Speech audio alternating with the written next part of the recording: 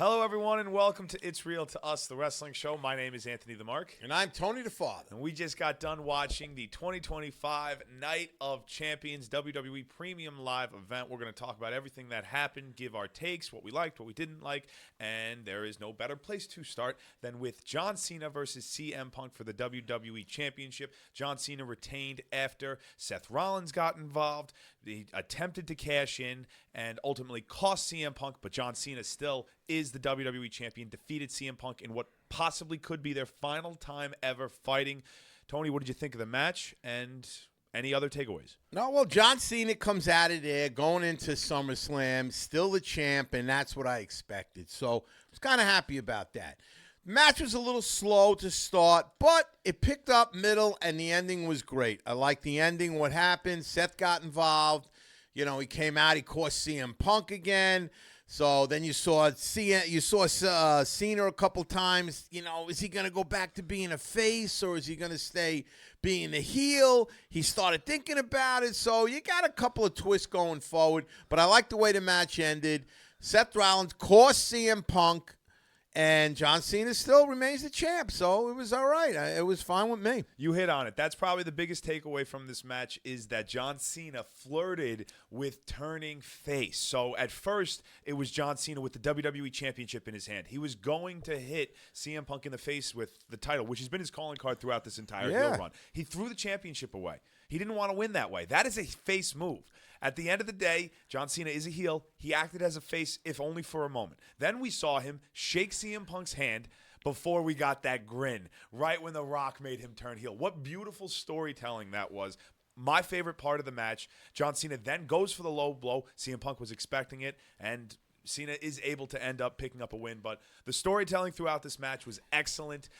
Punk, Cena, they added another great chapter in their historic rivalry, and I think this is the perfect send-off for John Cena, CM Punk. Okay, so John Cena is now on the road to SummerSlam. He is the WWE Champion. CM Punk, does he go after Seth Rollins? Maybe that's the direction we're going to see him go in. It feels logical, right? Yeah, but, you know, they're all over the place with directions and who's going where. It's just so mixed in match. We don't know what's going to happen. Everybody's interjected in the other person's storyline. So we don't know which way it's going to go, but you know, it's going to be CM Punk and Seth Rollins down the road, I think, once Seth takes the title. And then Roman Reigns is going to get factored into the mix, so that is going to be very exciting. I tell you want to know what? Going into this pay-per-view and going into SummerSlam, actually, maybe more specifically, I really think that there is a chance that both nights of WrestleMania, you run back a rematch from those nights at the first ever two-night SummerSlam. You do John Cena versus Cody Rhodes, which we're going to talk about in a minute. Yeah. And then you do the triple threat, CM Punk, Roman Reigns, Seth Rollins, but this time for the World Heavyweight Championship. So maybe that's the direction we go. We got to pump the brakes a little bit there. But now let's talk about the aforementioned Cody Rhodes, who won the King of the Ring tournament. All hail King Cody.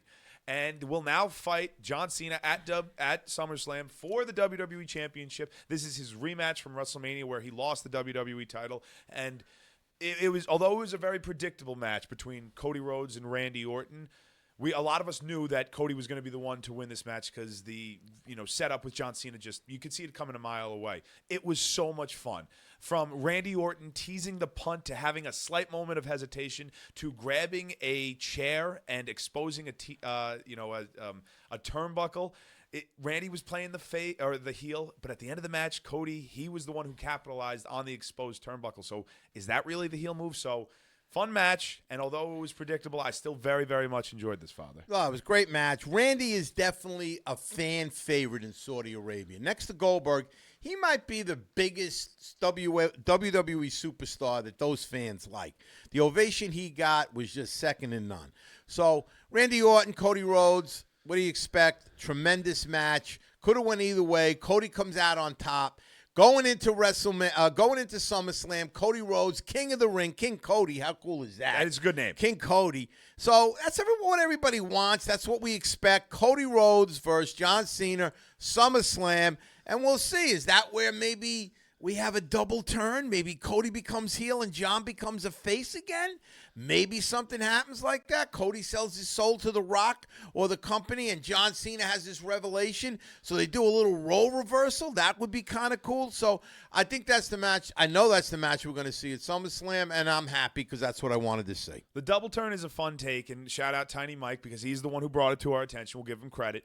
But I just, it does feel a little rushed for me. I can see Cody just taking the title and John Cena turning face in the process. Cody still, in my opinion, has some mileage left on his babyface run. I know recently he sparked headlines saying he's got 1 to 3 years left as a babyface, and maybe a lot of us wrestling fans are kind of looking at this moment saying, hey, what if Cody Rhodes turned? But I don't think we're there quite yet. So Cody Rhodes is the king of the ring, and he will fight John Cena at SummerSlam. Now we're going to go forward. The next match of the night, we saw Rhea Ripley versus Raquel Rodriguez in a street fight. And this match from beginning to end was just a lot of fun. Rhea, Raquel, they utilized weapons. They beat the crap out of each other. Roxanne got involved, and she further helped the establishing relationship between Roxanne and Raquel. A lot of us assume that Roxanne is going to be the woman to step up and fill Liv Morgan's shoes going forward in the Judgment Day, and this match was just affirming that. Although,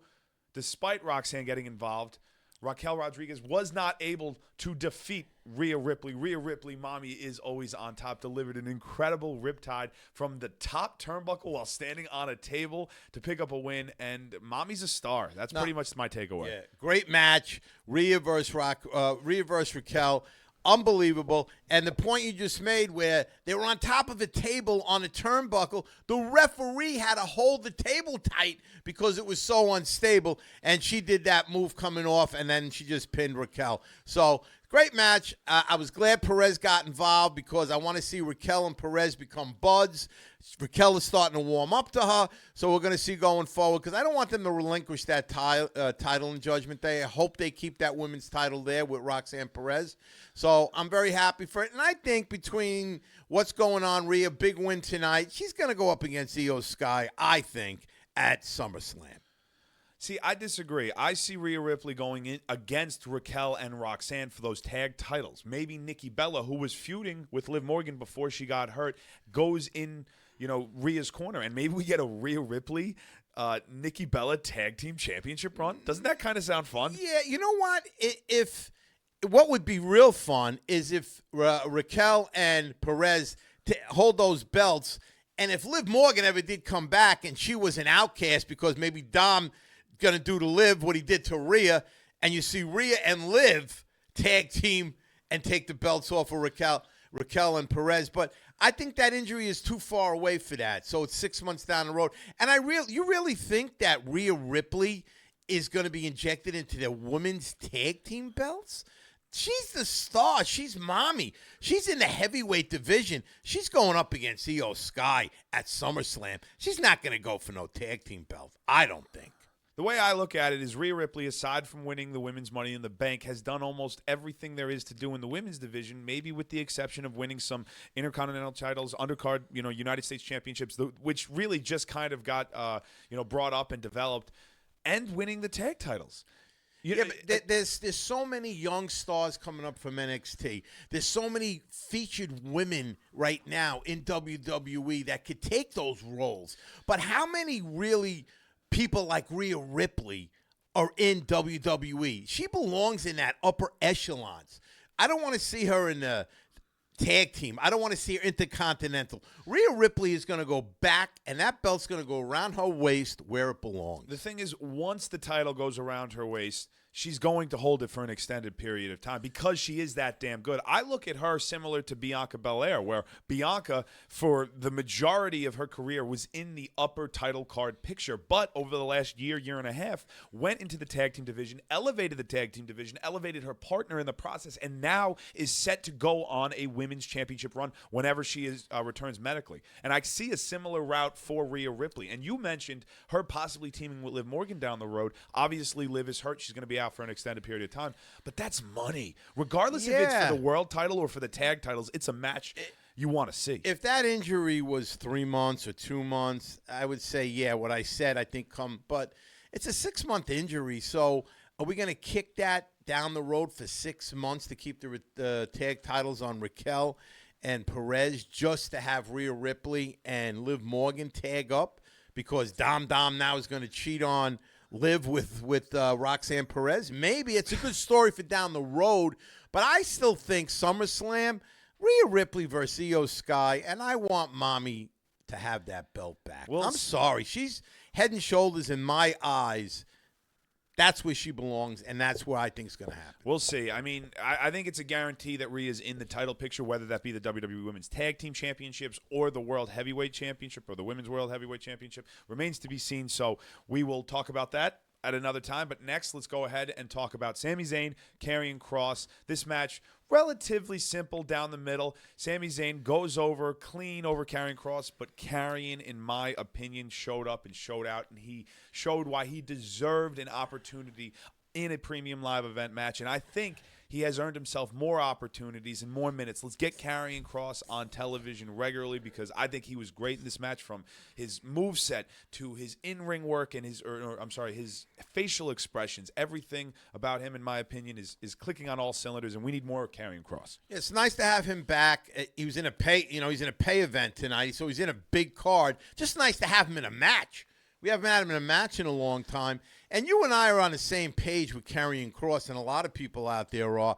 You got to push this guy. You got to. He's got everything. Ability in the ring, on the mic, the look. He's got everything going for him, but he doesn't get that push. So I'm still concerned that with his contract, because he still doesn't have a contract coming up in the next 2 months, he's not going to get signed. So we got to hope that things are going in the right direction for him, because he's a guy that should be elevated in the company, but for some reason he's not. And that's the bottom line, because I said so. He is not elevated. So I hope this is a start for him, but we're going to see. Or is it just another way to push Sami Zayn a little higher, and now we're not going to see Karrion Kross for another month? Like I said, I think he did really well in his opportunity, maybe exceeded expectations, and I think he deserves more opportunities from just this one match. And when it comes to Sami Zayn, this is a big win. He needed to pick up a momentum victory. He lost in the King of the Ring tournament. He's been losing for a handful of months, and all he's been doing is clamoring for a world championship opportunity. And the way you do that is by picking up meaningful wins. So a big win over Karrion Kross in Saudi Arabia, that'll help get you going in the right direction. So good for Sami, good for Karrion, good for everybody involved. Solid match. Next, we're going to talk about Jacob Fatu versus Solo Sakoa. For the first time in his WWE tenure, Jacob Fatu has been pinned 1, 2, 3 in the middle of the ring, and it is all because of Solo Sakoa, Tongaloa, JC Mateo, and a debuting Hikuleo. I don't want to gloss over the Tongaloa returning aspect, but it was a 4-on-1. The Bloodline 2.0 has been reimagined into the Bloodline 3.0. Solo Sakoa defeats Jacob Fatu with the help of his Bloodline stablemates, is the new United States Championship. Great match, and I think the right man went over. Yeah, it was, you know what, you had to put Solo over, because if he would have lost this match, what do you do with Solo? What do you do with that whole faction? It's going nowhere. And the fact that it was 4-on-1, come on, how could he not win tonight? Nah. He had to win tonight. What I want to see, Jimmy's already in Fatu corner. What do we do with Jey Uso now? He's out of that title run. I don't think they're going to push him any further.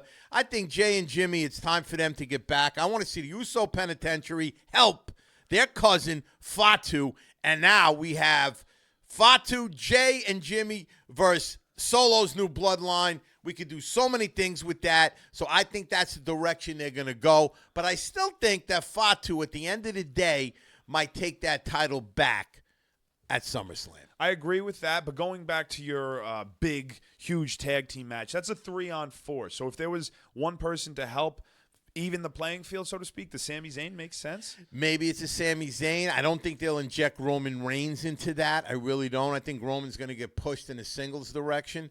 But somebody, there could be another guy. Maybe Jey or Jimmy's got a long-lost brother they'll bring in. Who knows? Zilla Fatu, Umaga's son. Yeah, maybe Zilla, Umaga's son.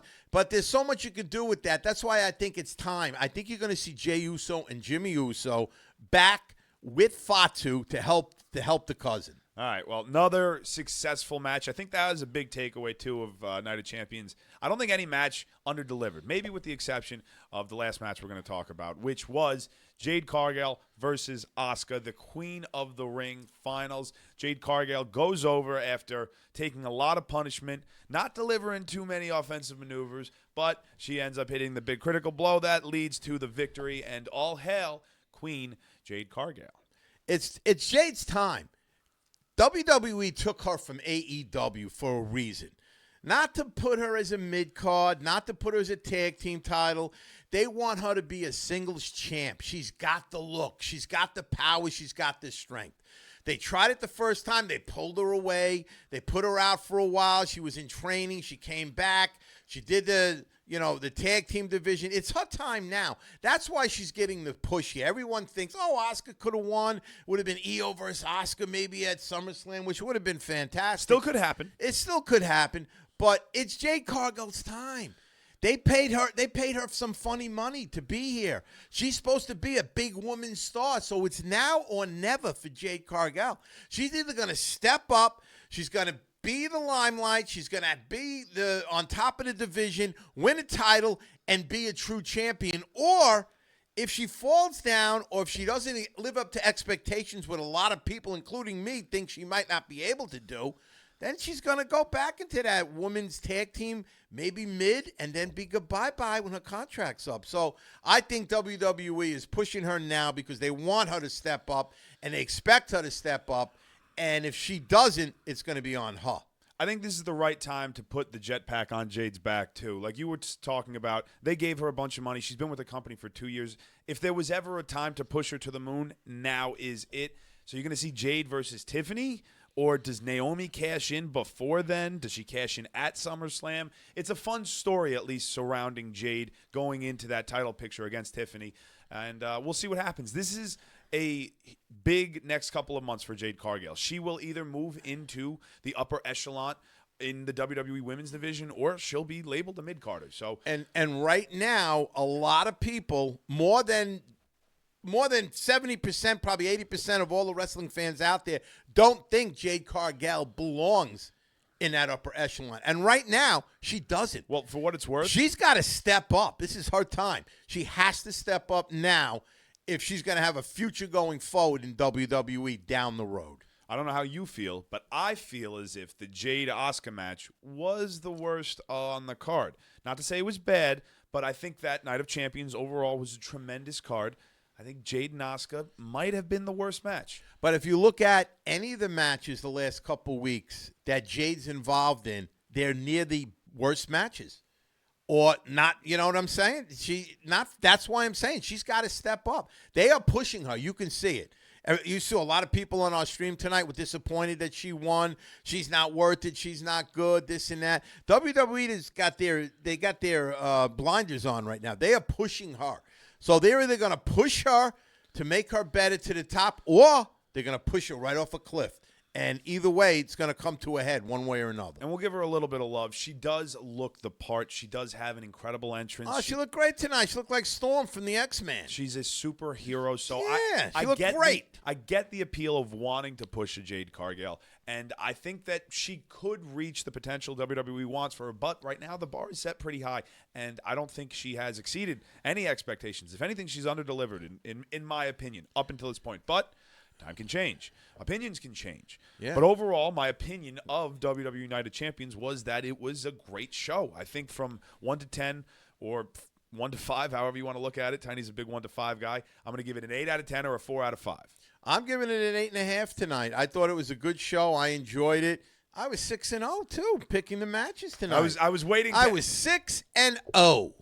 So I was had waiting all 6 to end winners. with that. I was specifically, I was like, at the end, we're going to mention the father is 6-0. We're going to give him his kudos. Congratulations. The prediction king, the father. WWE with the pay events, I'm like 95% the last 3 or 4 events. You're reigning, undisputed It's Real to Us predictions champion Yeah, is the I've father. been on fire. 6-0. I was 4-2, but I nailed a couple of my predictions, especially for my predictions video. If you didn't check it out, go check it out now, and you can see if I was right or if I was wrong. But either way, know that I appreciate you listening to this podcast. I appreciate you hanging out with myself, Anthony the Mark, and Tony the Father.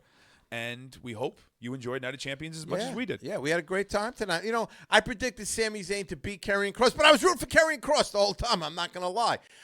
I'm predicting certain things, but I'm wanting other things. And Karrion Kross, out of this whole pay event, Night of Champions, I'm so glad that he got on the card. I'm so glad he got a little push. I don't want it to stop. I want to keep it going with him. I want to see him do more and more and more. So hopefully we see him on Raw and he's not buried. That's what my biggest fear is. All right, we pushed him, he lost, that's it.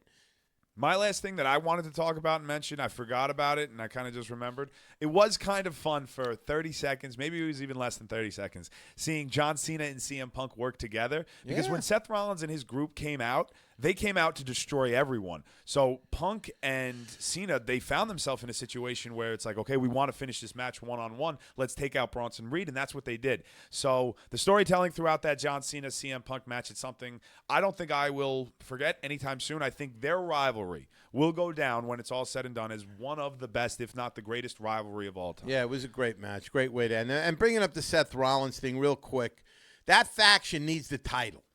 They got to put the belt on Seth Rollins sooner than later. It makes it more believable, makes it more, the aura is better. Think about Roman Reigns when he was running a bloodline. If he didn't have the belt, it wouldn't have had the same feel.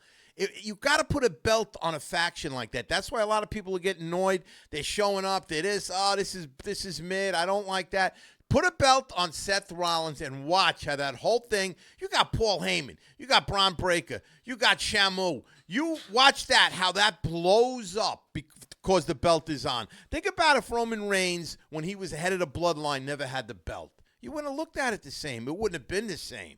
So I hope they put a belt on Seth Rollins soon because I want to see where that can go. Legitimize the group and put a freaking name on them. Also, just this is more of my own personal gripe with WWE. Just have your king and queens wear the crown. I get if you don't want to do it in Saudi Arabia. Maybe it's putting up like some sort of significant look they don't want. But on Raw, can we have Cody Rhodes wear the crown? Is that too much to ask for? Yeah, I guess it's political with the prince or the king of Saudi Arabia. It's very disrespectful if men put a crown on their head, I guess, in that country. So, yeah, but that's fine. I get it. Why are we having Raw. King of the Ring if we can't wear the crown? At least when they come back Monday, have them come out with the crown on. You know what I'm saying? In the States here. Because if you're going to do King of the Ring, don't have it in Saudi Arabia no more. If the guy can't put the crown on his goddamn head, have it someplace else. King me, bitch. Okay, last thing. Big shout out to every single person who showed up in our live stream for Night of Champions. We had such a great time. We had a handful of drinks. One more, and we just had a great time. Big thank you to everybody who's a part of the It's Real to Us community. If you are subscribed or following us on any of our social media platforms, that is X, Instagram, TikTok, Twitch, at It's Real to Us, or on YouTube, at It's Real to Us, know that you are helping this channel grow, and we appreciate you, and we love you for it. I am Anthony the Mark. And I am Tony the Father. Enjoy the rest of your weekend now. Hey, everybody's got Saturday night off, too. How cool is that? Bye-bye from It's Real to Us. See ya.